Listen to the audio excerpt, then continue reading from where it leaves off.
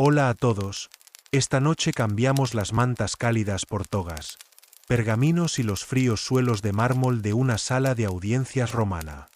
Olvídense de la justicia moderna con abogados de traje y objeciones educadas.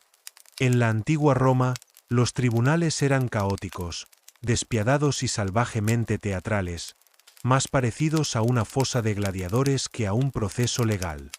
Imagina estar de pie frente a una multitud, con tu destino pendiendo del volumen de tu voz, la agudeza de tu latín o lo bien conectado que esté tu oponente. No hay micrófonos, no hay debido proceso y, definitivamente, no hay piedad. ¿Lo que está en juego? Propiedad, libertad, a veces incluso tu vida. Todo decidido por una sala llena de hombres poderosos en sandalias. Así que antes de que te pongas cómodo, tómate un momento para darle me gusta al vídeo y suscribirte, pero solo si realmente disfrutas lo que hago aquí. Y déjame saber en los comentarios desde donde nos sintonizas y qué hora es para ti. Siempre es fascinante ver quién se une a nosotros desde todas partes del mundo. Ahora, baja las luces, deja que tu mente divague y permite que el suave ritmo de mi voz te arrulle hacia el sueño.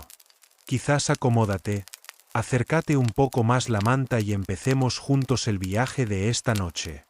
Imaginemos que de alguna manera has aterrizado en la antigua Roma, no como un gladiador o un senador, sino como algo posiblemente peor. Un ciudadano privado acusado de algo vago y ominoso. Quizás sea fraude inmobiliario. Quizás te topaste con el equite equivocado en el foro. O quizás simplemente posees tierras que alguien más rico que tú desea. Sea cual sea el caso, te han convocado a juicio. Ahora, no imagines una solemne sala de mármol con columnas y un susurrante respeto por el debido proceso. Imagina, en cambio, un foro al aire libre abarrotado, el olor a sudor y garum en el aire, y unas 40 personas gritando a la vez. No hay jueces con peluca. No hay estrados. Hay gritos, gestos y, muy posiblemente, escupitajos. Y tú, de alguna manera, se supone que debes dar una buena impresión en medio de todo esto. Bienvenido a la Basílica, la versión romana de un palacio de justicia /ring de lucha política. Es un lugar público, un espacio de actuación. Y tu juicio será menos justicia y más teatro con temática moral. Entras vistiendo tu túnica más limpia. Un amigo te la prestó. Huele ligeramente a vinagre y pánico. Te recibe un escribano que parece llevar 20 años respirando polvo de pergamino.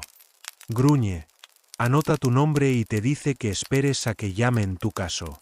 Eso podría ser en 10 minutos o en 4 días. El tiempo romano es una sugerencia. Esperas. Sudas.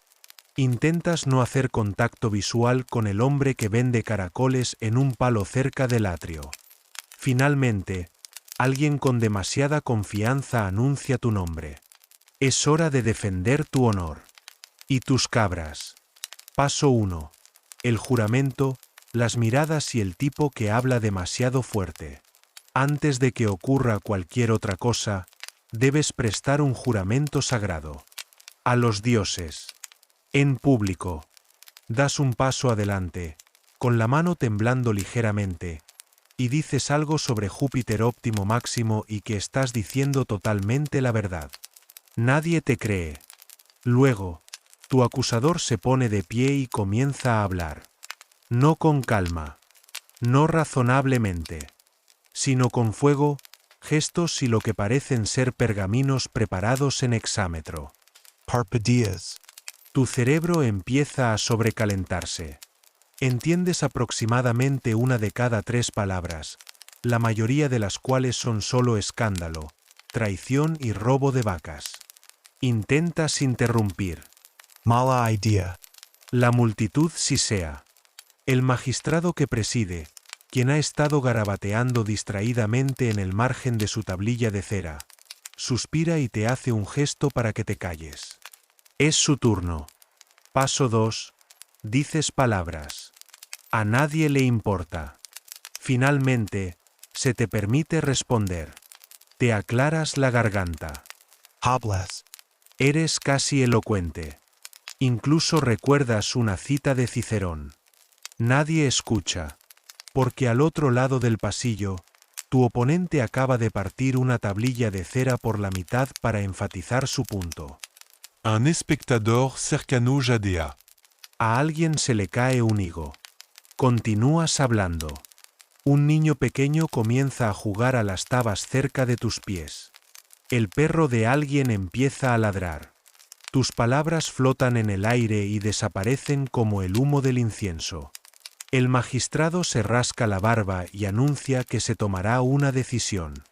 Eventualmente. Probablemente mañana. O pasado mañana. O durante las Saturnales. ¿Quién sabe? Paso 3. Se abre la temporada de sobornos. Regresas a casa, derrotado. Pero tu asesor legal, un hombre con una sola ceja y un anillo sorprendentemente caro, te informa que no todo está perdido. Verás, la justicia romana tiene una segunda capa, las negociaciones entre bastidores. Aquí es donde se toman las decisiones reales.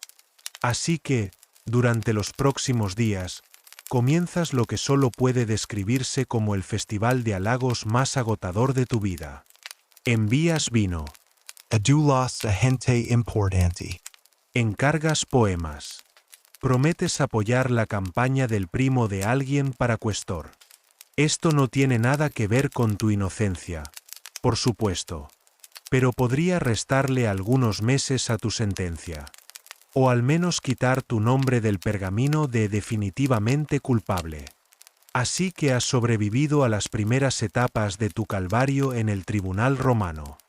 Has tropezado por el zoológico humano del foro, soportado la actuación de apertura del fiscal, que tenía el dramatismo de un mal actor y la sed de sangre de un tiburón con un pergamino. Y ahora es el turno de tu abogado. Lo cual suena genial. Hasta que lo conoces. Tu abogado no es un abogado. Es un curador de vibras. En tu mente moderna, probablemente te imaginas a un abogado. Traje, maletín, semblante solemne. Alguien con títulos y una licencia para ejercer. En Roma, tu abogado es más bien un orador columnista de chismes profesional de la grandilocuencia. No ha sido entrenado en derecho, sino en retórica, que es una forma educada de decir que es bueno gritando con estilo. Viste una toga tan almidonada que puede cortar queso. Su cabello está rizado y aceitado hasta el punto de la autorreflexión. Te saluda con la cálida seguridad profesional de un hombre que una vez ganó un caso de herencia comparando a su oponente con un nabo enfermo. Le preguntas, nervioso, ¿cuál es su plan? Él responde, vamos a ganar esto. Con patos. Lo cual en latín significa, voy a hacerlos llorar, y solo esperaremos que eso sea suficiente. Paso 1. Hechos selectivos y comparaciones extrañas. Tu abogado comienza presentándote de nuevo al tribunal, en voz alta y con un toque de licencia poética. De repente, ya no eres un desdichado acusado con la nariz ligeramente torcida.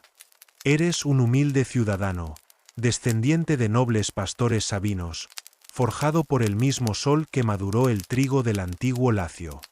Miras nerviosamente al jurado. ¿Se lo están creyendo? Uno está dormitando. Otro se está sacando cera de la oreja con un estilete. Tu abogado sigue adelante. Se refiere al fiscal como un hombre de principios cambiantes, como una veleta en una tempestad, y luego gesticula significativamente hacia la estatua de la justicia. Que, por cierto, no tiene una venda en los ojos. La justicia romana te mira fijamente a los ojos mientras sostiene una espada. Reconfortant. Paso 2. Falacias lógicas y daño emocional. Aquí no hay objeción. Nadie detiene a nadie por dirigir al testigo, citar mal las pruebas o lanzarse a soliloquios emocionales sobre la caída de Roma si tú, eres condenado. Tu abogado le dice al tribunal que no eres simplemente inocente. No, si eres castigado, los mismos dioses llorarán. Los granjeros sembrarán polvo. Los niños olvidarán a sus padres. El pan se convertirá en ceniza en la boca de los hambrientos. Te sientes profundamente conmovido por esto. También notas que nada de esto tiene que ver con el cargo real. Que, solo para recordarte, era incumplimiento en la entrega de un cargamento de ánforas que contenían salsa de pescado ligeramente agria. Pero el punto no es la precisión legal. Es el espectáculo. Paso 3. Testigos de carácter, de calidad cuestionable. Tu abogado llama a testigos de carácter. Primero, una vecina anciana que insiste en que una vez rescataste a un pollo de ahogarse. El segundo, un legionario retirado que recuerda vagamente que le diste un higo. El tercero, un niño pequeño que mira a la multitud, saluda a su madre y luego dice, huele a jabón. No está claro si esto ayuda. Pero tu abogado parece triunfante. El jurado parece confundido. Alguien en la multitud aplaude. Paso 4. El público se involucra. Sí, el público ha aparecido. Han traído bocadillos. Y opiniones. Alguien abuchea. Otro grita, vergüenza, cuando el fiscal intenta interrumpir. Una mujer cercana le está explicando en voz alta a su amiga porque cree que eres definitivamente culpable por la forma de tus orejas. Tu abogado hace una pausa dramática. Levanta una mano. Y, solo para darle más sabor, comienza a citar a Virgilio. Intentas no hacer contacto visual con nadie. Paso 5. El clímax emocional, con llanto incluido. Ahora viene el empujón final.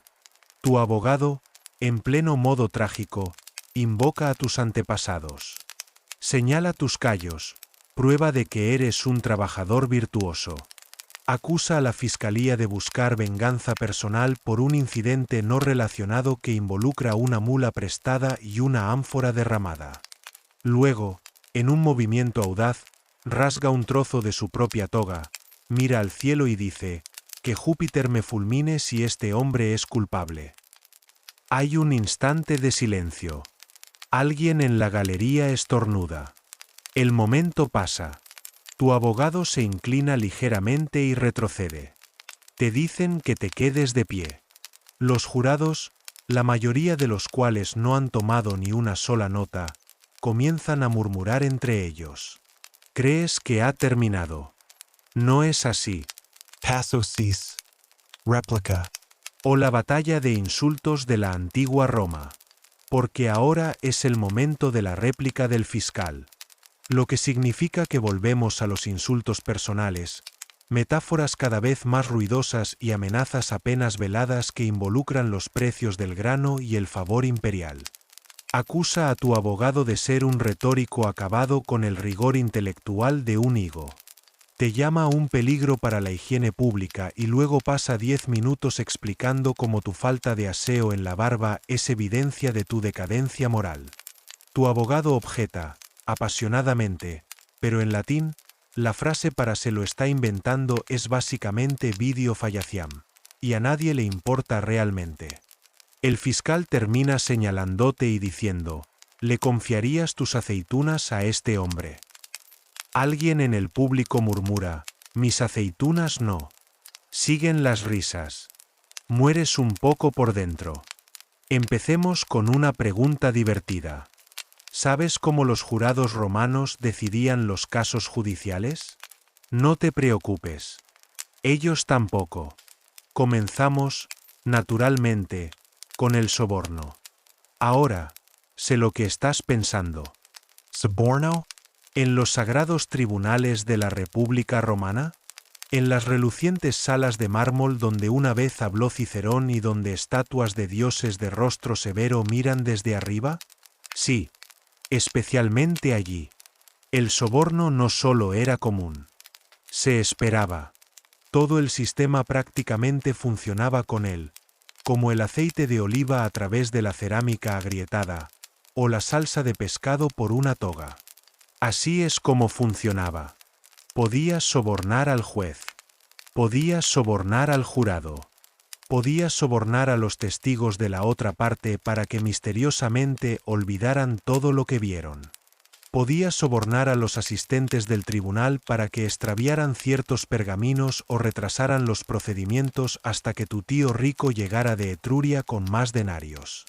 Incluso había palabras especiales para esto. Ambitus se refería al soborno electoral, pero el concepto felizmente se extendió también a los juicios. Si alguien te acusaba de ambitus en el tribunal, no significaba que lo desaprobara. Significaba que eras mejor en eso que ellos. ¿Y si te atrapaban? No ibas a la cárcel. Simplemente, te exiliabas, generalmente a un lugar agradable, como Rodas, con buenos higos. El jurado, por supuesto, no estaba compuesto por tus pares. No a menos que tus pares fueran hombres ricos que habían pasado su juventud aprendiendo a declamar a Virgilio mientras se balanceaban sobre un caballo. Los jurados estaban compuestos por senadores, equites o exmagistrados, dependiendo del clima político del mes. Ninguno de ellos estaba formado en derecho. La mayoría tenía lealtades políticas que importaban mucho más que lo que hiciste o no hiciste con esas ánforas de salsa de pescado estropeada. Un jurado podría ser leal a tu patrón. Otro podría deberle un favor al primo del fiscal. Un tercero podría tener todavía resaca de las Saturnales. Juntos, decidirían tu destino usando el antiguo sistema romano de vibras, sin sala de deliberación, sin votos secretos en sobres, solo opiniones murmuradas, alianzas formadas rápidamente y ocasionalmente, la intervención de un abogado muy caro que ayudaba a aclarar la ley gritando citas de Homero. ¿Y cuál era la ley real? ¡Qué adorable! ¿Crees que eso importaba?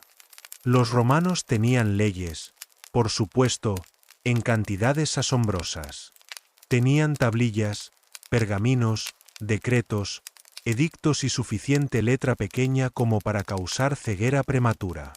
Pero la mayoría de los juicios trataban menos sobre la ley y más sobre el estatus.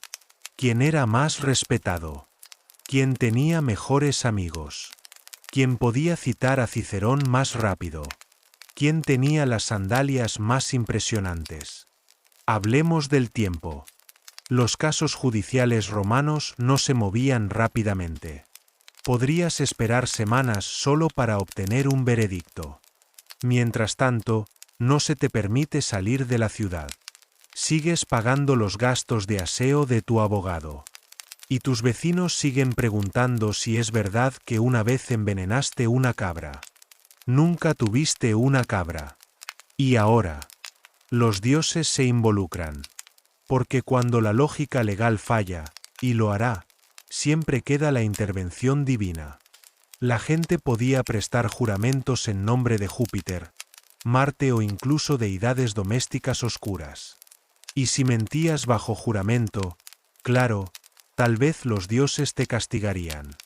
Pero también podrían estar ocupados. hubo hachos, ¿Pero qué hay de las pruebas? Oh, sí, las pruebas.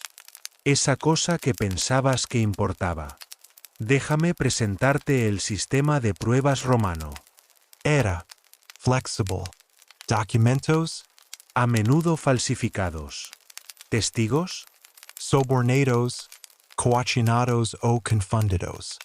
En resumen, las pruebas eran menos sobre hechos y más sobre actuación. Por cierto, sigues de pie. No te has sentado desde que esto empezó. Te duelen las rodillas. Te ruge el estómago. Alguien en la fila de atrás está comiendo dátiles ruidosamente. Otro hombre está jugando con un mono mascota, que puede o no estar domesticado. Y entonces, finalmente, se anuncia el veredicto. Pero no siempre con claridad. No siempre rápidamente. A veces el jurado simplemente se encoge de hombros. A veces escriben sus votos en pequeñas tablillas de madera y las tiran en una cesta. El magistrado que preside las lee. Entrecierra los ojos. Susurra con un ayudante. Frunce el ceño. Luego, lee el resultado. Non li che. No está claro. Inténtalo de nuevo más tarde. Continuara. Así que el veredicto ha llegado. ¿O no? Porque a veces, como acabamos de ver, los tribunales romanos no sentían exactamente la necesidad de decidir nada. Si el jurado estaba dividido, confundido o simplemente cansado de estar de pie bajo el sol, podían devolver un non licet. Lo que, traducido libremente, significa me.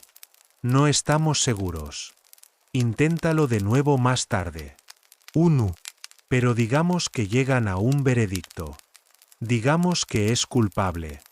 ¿Y ahora qué? Bueno, podrías esperar un castigo severo dictado con la majestuosa finalidad de la justicia romana. Algo grandioso. Algo tallado en piedra y anunciado a las masas. En cambio, obtienes opciones. Porque el castigo romano no se trataba tanto de infringir la ley, como del tipo de persona que eras cuando la infringías. Es menos que hiciste y más quien eras cuando lo hiciste. ¿Eres un senador? Felicidades, puedes elegir el exilio. Est un plébéiot? Podrían azotarte, o marcarte con un hierro candente, o arrojarte desde la roca Tarpeya, que es tan desagradable como suena. Pero, ¿el exilio? Esa era la opción de lujo. El exilio romano no era la cárcel. Era, esencialmente, unas vacaciones forzadas. Sí, sin embargo, no eras lo suficientemente de élite para el exilio. Entonces venía la damnatio memoriae. Ah, sí. El arte romano de borrar la existencia de alguien, muy ruidosamente. Si eras importante e incómodo, no solo te mataban, te eliminaban. Estatuas destrozadas. Nombres cincelados de las inscripciones. Pergaminos editados. Retratos repentados. Era como la versión del mundo antiguo de eliminar a alguien de tus amigos con un martillo. Pero retrocedamos un poco. Digamos que fuiste absuelto. Sales libra. Vindicado. ¿Y entonces qué? No te vas a casa a reanudar tu vida. ¿O no? Organisa un banquet. Porque en Roma, el éxito legal no estaba completo hasta que se convertía en una fiesta. Y justo cuando crees que has seguido adelante, alguien publica una sátira. Un poema, digamos. Circulando por el foro. Un hombre que se parece mucho a ti es descrito como de habla aceitosa y escaso en verdad. Felicidades. Has sobrevivido a la justicia romana, solo para morir una lenta muerte metafórica por el rumor. Incluso los dioses tienen algo que decir en tu destino. Porque si las cosas van muy mal, tu fiscal podría afirmar que tu crimen ofendió no solo la ley, sino el orden divino. Podrías ser condenado a un castigo ritual. Penitencia pública. Una ofrenda sacrificial. O en casos extremos, ser cosido en un saco con un mono, un gallo, un perro y una serpiente, y arrojado al Tíber. Sí, eso era algo real.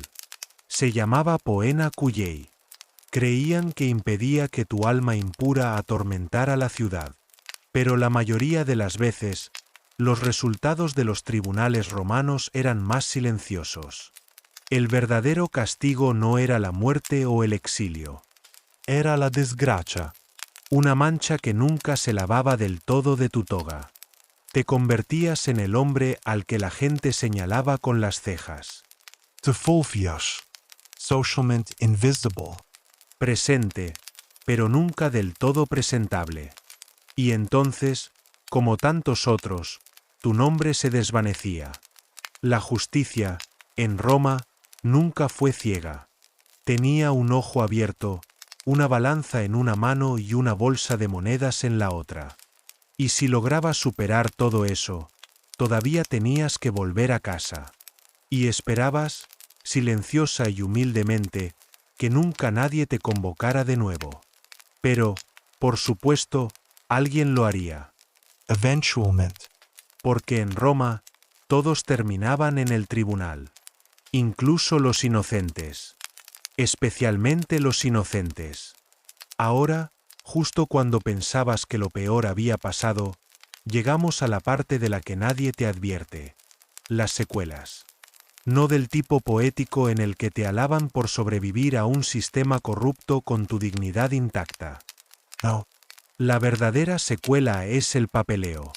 Papeleo interminable, tedioso y que erosiona el alma. Porque cada juicio romano generaba registros.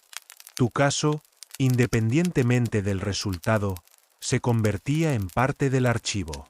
Una huella pegajosa y entintada en la interminable burocracia de la administración romana. Mientras tanto, ¿tu acusador? Le va génial. Verás, en Roma, presentar una acusación a veces era más beneficioso que ganarla. Te hacía visible. Importante. Algunos acusadores profesionales, llamados delatores, incluso hicieron carrera de ello. Era menos sobre justicia y más sobre economía con una bonificación por rendimiento. Y la ley romana lo fomentaba. Porque Roma no tenía una fuerza policial en el sentido moderno. Te tenían a ti, al público, al vecino enfadado, al rival celoso. Todos vigilaban a todos. Constantment. Ahora imagina vivir en ese mundo, donde una mala cosecha, un comentario borracho en una cena o el robo torpe de unas sandalias por parte de tu esclavo podría llevarte a los tribunales. Y no puedes simplemente no presentarte, porque la ausencia se interpretaba como culpa. Y ahora estás presente. Y arruinado. Porque incluso una absolución no te reembolsaba los gastos legales. La justicia romana era cara. Es por eso que muchos ciudadanos pobres simplemente no se involucraban en ella. Algunos recurrían a la justicia divina. Escribían tablillas de maldición, finas láminas de plomo inscritas con peticiones a los dioses del inframundo. Que Cayo pierda el habla y caiga en una letrina. Que el vino de Lucía siempre sea vinagre. Era legal. Era terapéutico. Y nadie te interrogaba después. Pero digamos que fuiste terco. Ganaste el juicio. ¿Y entonces qué? Te converses en alguien notable. Un hombre que agitó las aguas. Podia ser marcado como litigioso, problemático. Si tu victoria avergonzaba a alguien poderoso, lo recordarían. Y tomarían represalias. Lentamente. Subtilmente. Roma não necessitava prisiones para arruinar-te. Solo necessitava memória. Pero no imaginemos que el sistema legal de Roma siempre fue tan sombrío. A veces, ocasionalmente, ofrecía un momento de gloriosa e inesperada absurdidad. Como la vez que alguien intentó demandar a una estatua. No, en serio. La ley romana, en su creatividad ilimitada, permitía que entidades no humanas fueran consideradas responsables. Las estatuas podían ser juzgadas. Los animales también. Incluso objetos inanimados. Esto nos lleva a una de las instituciones más extrañas de la vida pública romana, las vírgenes vestales. Sus juicios eran diferentes a cualquier otro. Y sus castigos. Bueno, esos eran el tipo de pesadillas que solo Roma podía inventar. Eran sacerdotisas de Vesta, veneradas y honradas. Pero si una vestal rompía su voto de castidad, si tan solo se sospechaba que lo había hecho, era juzgada por el Pontifex Maximus. Y si era declarada culpable, era enterrada viva. Porque no se podía matar a una vestal directamente. Eso enfadaría a los dioses. Así que, en su lugar, la colocaban en una cámara subterránea con un pan, una pequeña lámpara y sus más profundas e hipócritas disculpas. Pero quizás no eres una vestal. Quizás eres un romano ordinario en una disputa civil. No quieres ir a juicio. Quieres un arbitraje. Así que recurres a un iudex privatus, un ciudadano privado nombrado como juez para tu caso. No un profesional legal. Solo un tipo respetable. Los procedimientos son informales. Se llevan a cabo en la casa de alguien. Quizás con vino de por medio. Era el camino legal más tranquilo de Roma, y muchos lo preferían. Pero a veces, no podías evitar los tribunales formales. Digamos que eras un gobernador provincial acusado de extorsión. ¿Tu mejor esperanza? Retrasar el juicio. Alegar enfermedad o que las estrellas son desfavorables. Y si te declaraban culpable, podrías enfrentarte al exilio o a una multa enorme. Pero más a menudo, eras absuelto. Porque estabas conectado. La justicia era lenta. Y suave. Especialmente si tenías influencia. ¿Y ahora el giro final y cruel? Digamos que sobreviviste al juicio. ¿Qué haces ahora? Scribes. Los romanos estaban obsesionados con registrar sus victorias, incluso las legales. Escribes tu propia versión de los hechos. Publicas tu discurso. Y de repente, tu juicio se convierte en literatura. Porque en Roma, el veredicto final no era del juez. Era de la posteridad. Y si tenías suerte, no te recordaban por el crimen. Te recordaban por la actuación. Así es como funcionaba la justicia romana. No con la verdad, sino con estilo. Entonces, ¿qué hemos aprendido de este suave paseo por los escalones de mármol de la justicia romana? Que ser inocente no era suficiente. Que tu culpabilidad o inocencia, a los ojos de un tribunal romano, importaba solo un poco menos que tu red de contactos, tu vestimenta y tu habilidad para llorar en el momento justo. No era justicia como la conoces. Era teatro. A pesar del caos, la corrupción, las crueles humillaciones públicas. A los romanos les encantaba. Porque, con todos sus defectos, era predeciblemente romano. Dramatico. Publico. Personal. Y ahora que tu túnica está arrugada de estar sentado durante horas, tus oídos doloridos por las acrobacias oratorias y te acabas de dar cuenta de que tu abogado ha estado plagiando discursos de hace 3 juicios. Finalmente puedes irte a casa. Quizás un poco más pobre. Un poco más cínico. Pero un poco más romano. Y mientras nos desvanecemos suavemente del foro, el cielo se oscurece con la noche. Las estatuas proyectan largas sombras. El mármol se enfría bajo los pies. El tribunal se está vaciando ahora. Sus ecos se disuelven en el murmullo de la ciudad. Una llovizna silenciosa comienza a caer, suavizando los bordes del día. La oyes, la lluvia. No del tipo estruendoso, sino del suave y susurrante tipo romano. Cayendo sobre los tejados de Texas. Goteando desde los arcos. Deslizándose por monumentos y veredictos olvidados. Suave. Persistent. Paciente. Justo como la historia. Así que cierra los ojos. Deja que los murmullos del foro se desvanezcan. Deja que las voces, de Cicerón, de Catón, quizás incluso la tuya, se disuelvan en la lluvia y la piedra. La sesión se levanta. Y la noche pertenece a los sueños. Duerme bien.